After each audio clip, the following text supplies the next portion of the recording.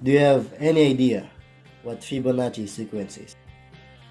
Have you ever heard the Italian mathematician named Leonardo Fibonacci? Do you know what the golden ratio is? You ever heard how it became so important fixed or constant number?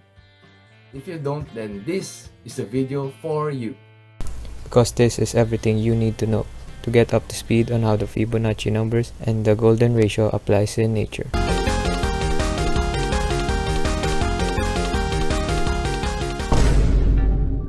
In the year 1202, Leonardo Fibonacci wrote a book named Liber Abaci, where he introduced how the sequence is solved, but he never gave a name to the sequence. But in the 19th century, mathematicians have named the sequence after the surname of Leonardo, and the sequence is now called the Fibonacci sequence. Enough with the history. Let us talk about how the Fibonacci sequence works. In Fibonacci, to get the next term, you must add the first and second term first. For example, 0, 1, 1, 2, 3, 5, 8, and 13, so on and so forth. In this sequence, the 0 and 1 is added to get the third term, which is 1. So, to get the fourth term, you should just add the second and third term, which is 1 plus 1. So, the fourth term will be 2. That sequence will continuously work that way. Now that you know how that works, let us learn how golden ratio relates to this sequence. In the history of Greek and mathematics, the value of golden ratio is approximately 1.618. This is a fixed number. It was named after the Greek sculptor Phidias. Another information is that in nature, the golden ratio is always present. It is frequently shown with the golden spiral. It is found that this golden spiral helps in identifying that a part of nature has a golden ratio in it.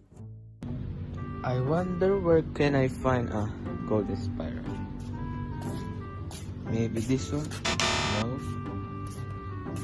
Or maybe this one? No. Oh, I got an idea. Sister, can I look at your ears?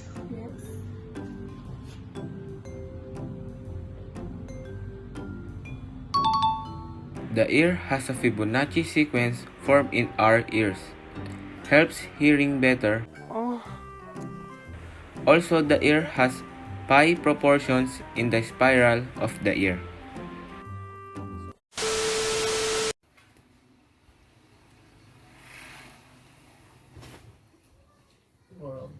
Panahon ng ekspertong totoo, Nathaniel Mangtani Cruz. Fibonacci spirals are found all throughout nature due to the prevalence of the golden ratio. The golden ratio forms when sequential terms in the sequence are written as the ratio of sidelines of a rectangle. As these rectangles are arranged to create larger rectangles, whose proportions are terms of the Fibonacci sequence, a spiral emerges. These spirals are found throughout nature, such as in the formation of Hurricane Irma. The rotation of the storm keeps the bands in the spiral, and as the storm threatens, the spiral became more pronounced in the bands. The golden spiral can be found in numerous places in nature, with the satellite imagery of Hurricane Irma being a single occurrence. An article by Philip once said that God's fingerprints can be found all around you. In plants, you will see the golden spiral pattern if you look closely. See how this golden spiral can be found even in rose petal growth patterns. How amazing is our God! He takes his time to set the nature in motion. This sunflower also has the same art found in Fibonacci spiral. But most importantly, you can see the pattern from God's most wonderful creation, and that is us. Look at all the times the Fibonacci pattern is present in just our face alone. Wow, that's a lot. Look at this fingerprint. You can see the traces of the golden spiral in it. While each of our fingers is unique, the arcs in our prints will all follow the pattern. As a result, each of us bears a remembrance of who created us, and that is our Lord God. In summary, Fibonacci sequence is not a made-up pattern, but it is the blueprint for all art, design, architecture, and many other forms of creativity. The Fibonacci sequence is God's fingerprint, and it can be seen everywhere. It is our Creator's way of leaving behind clues that He is out there and that He exists.